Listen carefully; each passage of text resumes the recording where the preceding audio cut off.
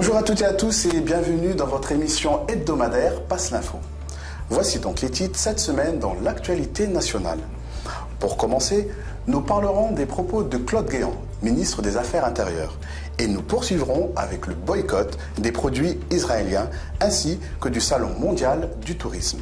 Et pour finir, nous traiterons du sujet d'un directeur d'entreprise, Zvi Amar, inculpé en France.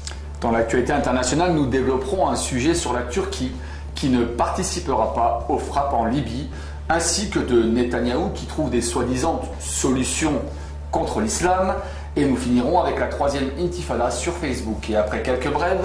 Un Le saviez-vous consacré à l'antisionisme en Espagne.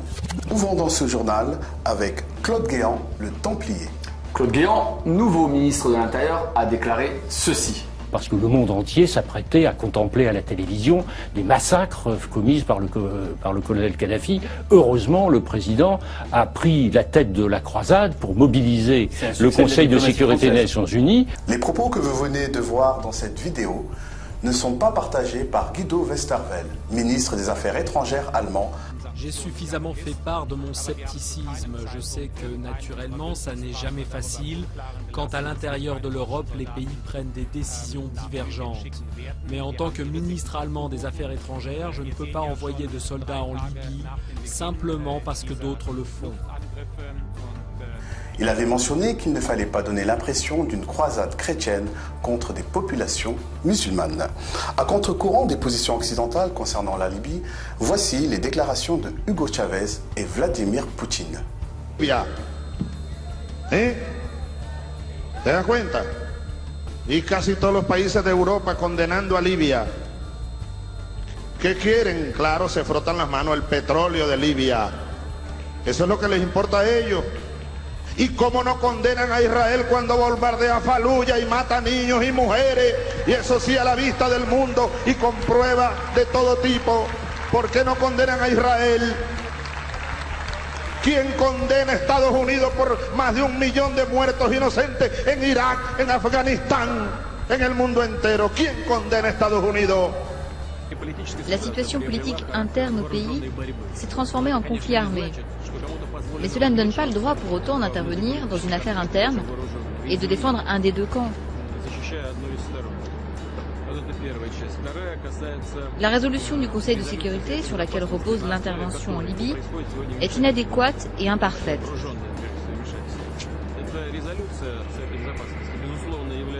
Si vous y regardez de plus près, cela permet à quiconque d'intervenir dans les affaires d'un État souverain.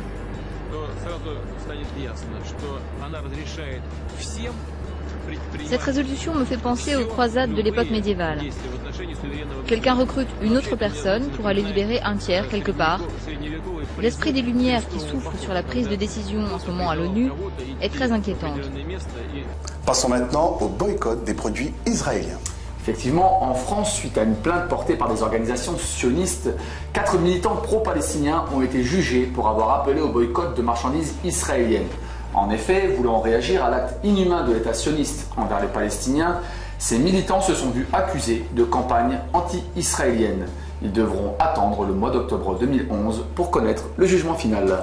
Maha Ahmed, l'un des accusés, a déclaré au journaliste de presse TV qu'il était fier de soutenir les Palestiniens face au régime sioniste et qu'il continuera avec les autres accusés à boycotter les marchandises israéliennes. Boycott encore, mais là, devant le stand d'Israël.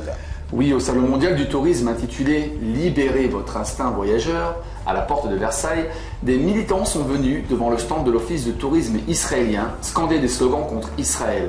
Ils dénoncèrent la politique colonialiste de l'État sioniste avec des pancartes à l'appui et 500 cartons d'invitation pour vanter ironiquement les mérites du tourisme israélien.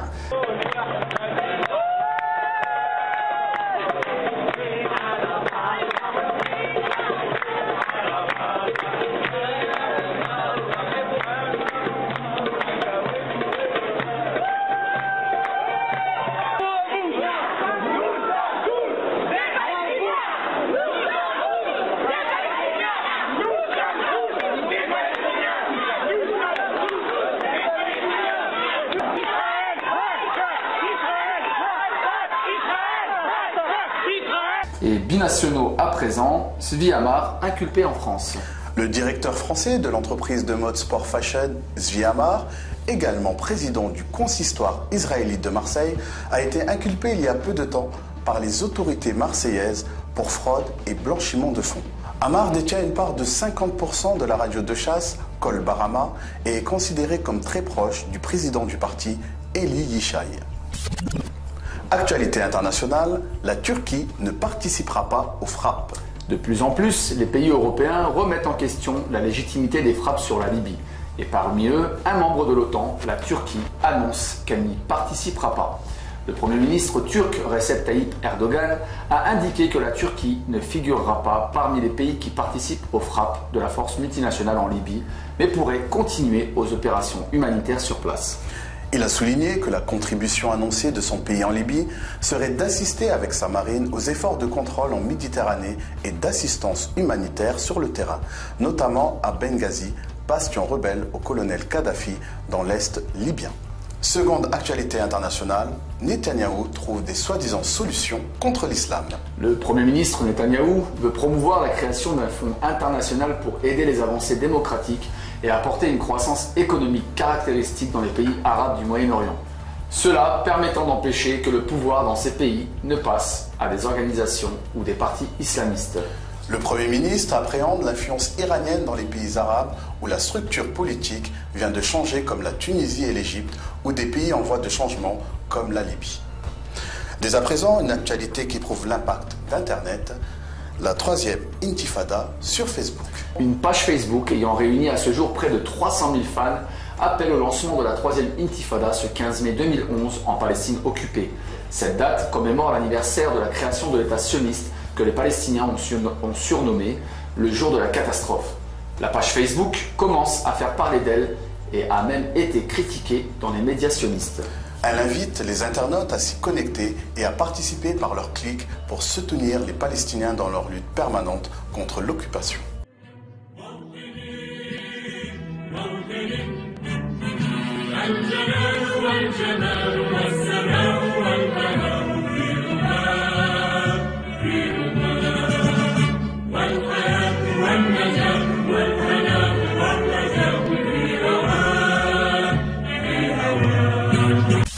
Passons en bref, un accord franco-libyen. Le ministre de l'économie et du commerce libyen, Mohamed Al-Ouaj, et l'ancien ministre de l'Industrie, Christian Estrosi, se sont rencontrés en Libye le 21 octobre 2010 pour signer un accord de partenariat commercial entre la Libye et la France. Cet accord devait amener à une coopération stratégique dans les cadres du transport, des hydrocarbures et de l'énergie nucléaire civile. Justice maintenant, 7 ans de prison pour viol. En Israël, l'ex-président Moshe Katsav a été reconnu coupable le 30 décembre 2010 par le tribunal de district de Tel Aviv de plusieurs viols et de harcèlement sexuel pendant l'exercice de ses fonctions. L'ex-président a également été reconnu coupable d'entrave à la justice. Il clame son innocence en se disant victime d'un ignoble complot. Chronique judiciaire sur le territoire national, Joseph Ayash, interpellé à Paris. Joseph Ayash, un soldat franco-israélien condamné à une peine de prison ferme pour agression raciste il y a plusieurs années en France, a été interpellé mardi aux abords du palais de justice de Paris alors qu'il s'adonnait à de nouvelles violences avec ses acolytes de la Ligue de défense juive. Allons de l'autre côté de la Manche, cette semaine, des Anglais n'en peuvent plus de payer. En Angleterre, les citoyens qui ne peuvent plus payer leurs impôts locaux ou leurs PV distribués avec zèle par la police municipale chaque jour se retrouvent devant un juge qui les pénalise. Des Anglais, ne supportant plus ces abus de pénalisation, ont voulu arrêter le juge en essayant de le juger légalement à son tour. Le saviez-vous, l'antisionisme espagnol. L'Espagne mérite d'être appréciée pour ses récentes performances sportives, mais également pour son rôle particulier dans le combat antisioniste en Europe occidentale. En effet, en janvier 2009, des manifestations importantes avaient été organisées dans les principales villes espagnoles pour protester et condamner l'agression israélienne contre la population civile de Gaza. 200 000 personnes à Madrid et 150 000 à Barcelone avaient crié leur solidarité avec les Palestiniens et dénoncé les crimes commis par l'entité sioniste. Ce qui distingue l'Espagne de la France lors de ces rassemblements n'est pas seulement le nombre des manifestants, mais c'est surtout la présence, souvent en tête de cortège, de personnalités politiques locales ou nationales avec des mots d'ordre clairement antisionistes. Lors de ces manifestations à Barcelone, le ministre de l'Intérieur du gouvernement autonome de la Catalogne n'avait pas hésité à manifester en tête de cortège. Il paraît difficile d'imaginer la même chose à Paris quand on connaît la servilité des Delanoë, Cosgan, Raoult et de toute l'équipe de l'UMP et du PS, ainsi que leurs auxiliaires du NPA vis-à-vis du lobby sioniste. Le 27 janvier 2009, le même gouvernement autonome de Catalogne a également annulé la journée de l'Holocauste, journée européenne qui n'a pour seul but de culpabiliser les Européens pour justifier l'entité sioniste et ses crimes. La mairie de Ciempozuelos, ville située dans la communauté autonome de Madrid, a quant à elle remplacé la journée de l'Holocauste par une journée de commémoration du génocide palestinien. Et alors qu'à Paris, Delanoë salissait la ville en donnant le nom de Ben Gurion à une esplanade, la mairie de Barcelone subventionnait quelques semaines plus tôt un tribunal antisioniste, le tribunal Russell, sur la Palestine, regroupant des personnalités de divers pays. Les peuples d'Espagne sont donc en grande partie antisionistes. Et le Premier ministre, José Luis Zapatero, contraire à son prédécesseur José María Aznar, a pris quelques distances avec la politique de Tel Aviv. Son gouvernement a même exigé, mais en vain, que l'Europe demande la fin du blocus de Gaza aux Nations Unies. Dans le contexte de crise économique que traverse l'Espagne, les sionistes ne manqueront pas d'exploiter la situation à leur avantage. On peut déjà lire sur certains sites sionistes que José Luis Rodríguez Zapatero est catalogué d'antisémite, comme le serait selon ces mêmes sites la majorité des Espagnols. Merci de nous avoir suivis pour cette édition de Passe l'Info. À la semaine prochaine et surtout n'oubliez pas,